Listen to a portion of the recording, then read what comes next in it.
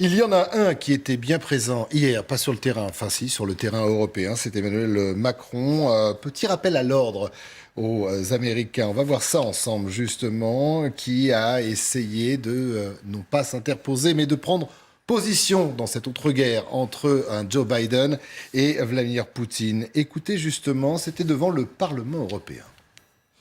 Et nous devrons, ensemble, ne jamais céder à la tentation, ni de l'humiliation, ni de l'esprit de revanche. Car ils ont déjà trop, par le passé, ravagé les chemins de la paix. Alors, cette guerre apparaît de plus en plus comme un affrontement entre les États-Unis et la Russie. Est-ce que ce message d'Emmanuel Macron s'adressait à Joe Biden? Qu'en pensez-vous, Eric Brana, notre autre spécialiste des affaires américaines, avec Catherine Gentil ici présent?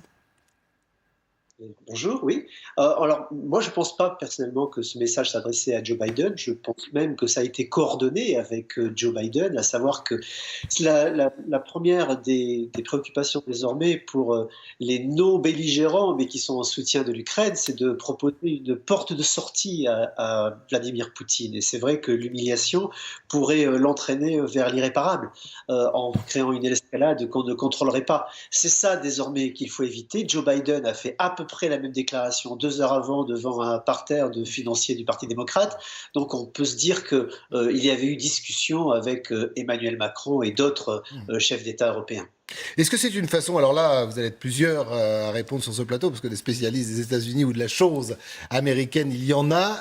Est-ce que aussi c'est une façon pour Emmanuel Macron, mais également pour l'Europe, de peser, dans ce conflit, et puis dans cette guerre qui oppose les Américains et les Russes?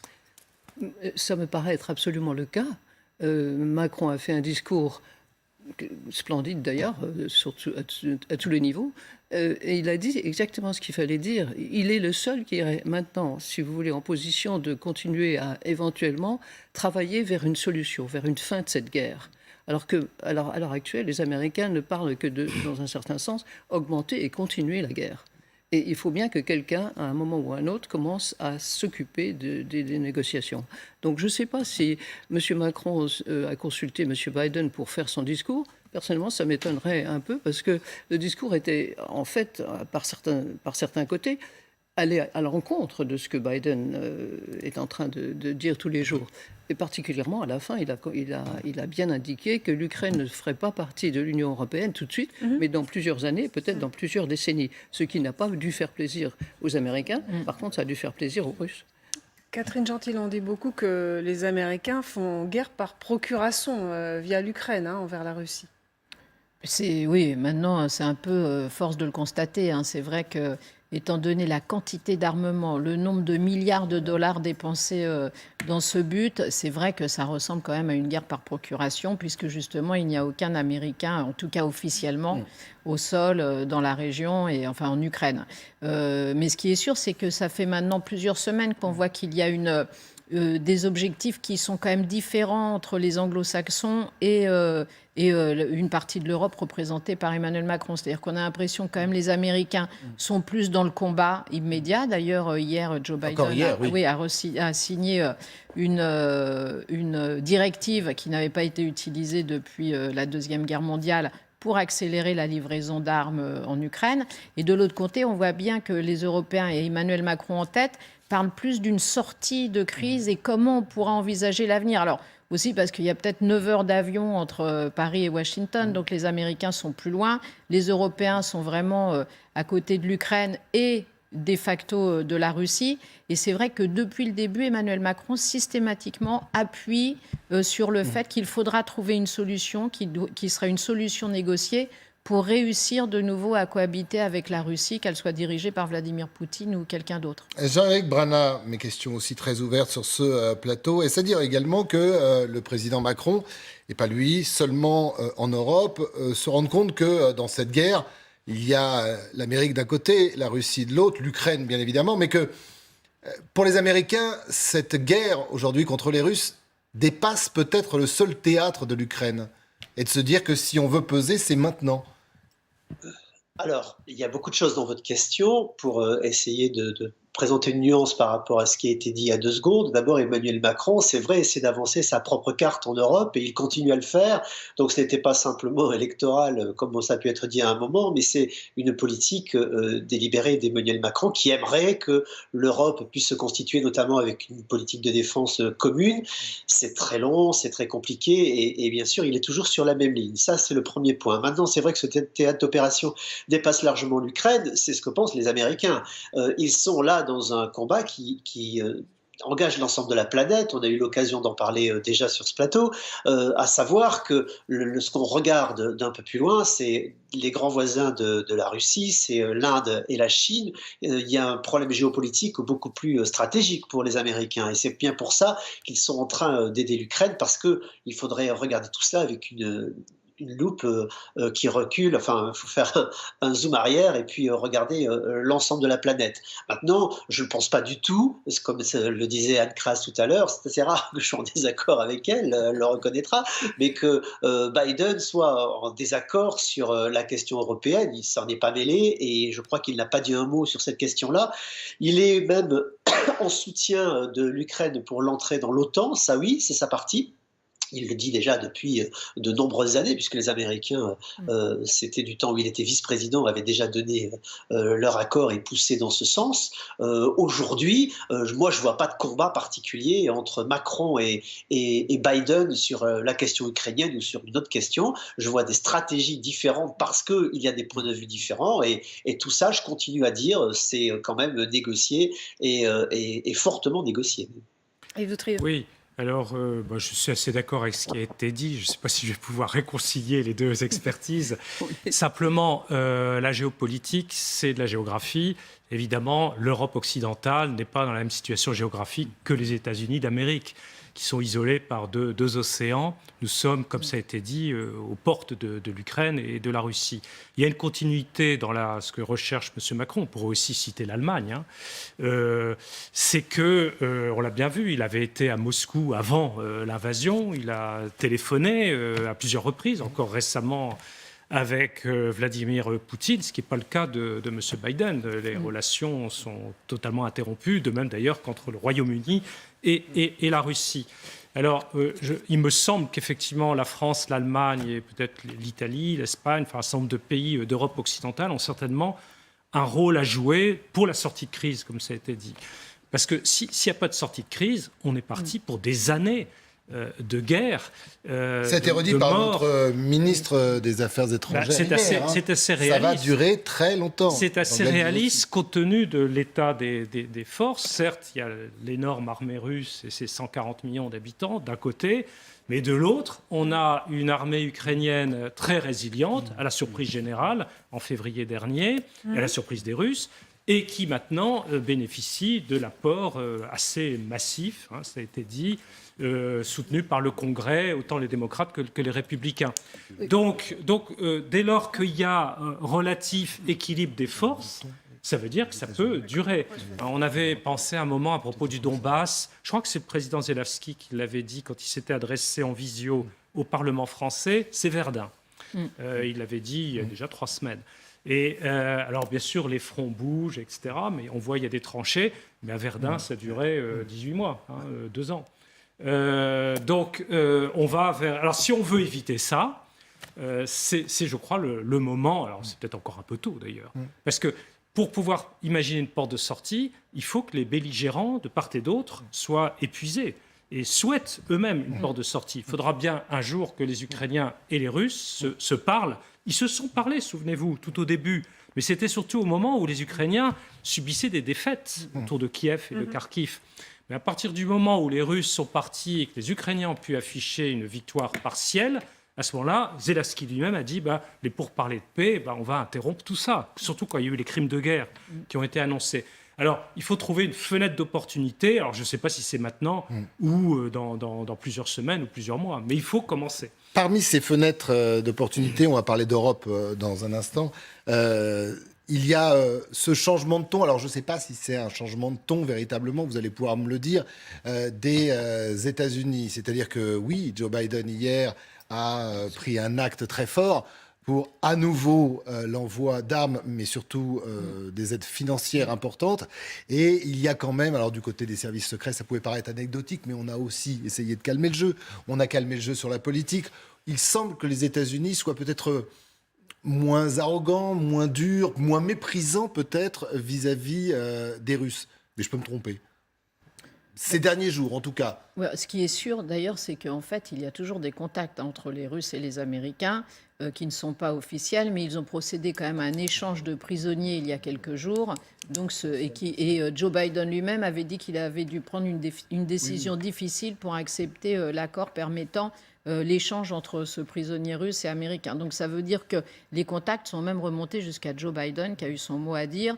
Donc c'est très secret, c'est très discret, mais il y a un lien qui subsiste entre les Russes et les Américains qui n'est pas aussi spectaculaire que celui d'Emmanuel Macron avec Vladimir Poutine, parce que là, le président français a vraiment un contact téléphonique régulier, à la demande d'ailleurs en principe de Volodymyr Zelensky à chaque fois. Donc ça ne se passe pas de la même manière. Mais il est évident que les Américains veulent soutenir massivement l'Ukraine, qu'effectivement c'était assez symbolique hier la signature de Joe Biden pour permettre effectivement de livrer plus vite des armements, mais aussi un soutien économique à l'Ukraine.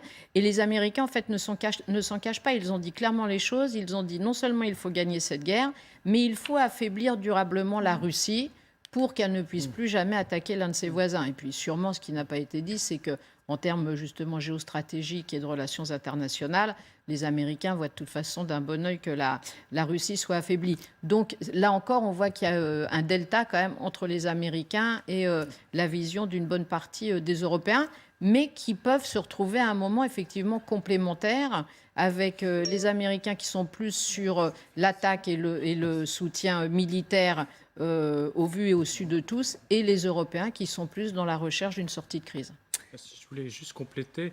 Le problème, c'est quand on parle des Européens, Oui. il y a des nuances entre les Européens, hein, notamment Pologne, Pays-Bas, Suède, et puis les pays que j'ai cités tout à l'heure, plutôt à l'Europe de l'Ouest. Justement, c'est l'objet de notre discussion de maintenant. C'est une autre question diplomatique, mais qui concerne l'Europe cette fois. Faut-il accepter l'Ukraine au sein de l'Union européenne?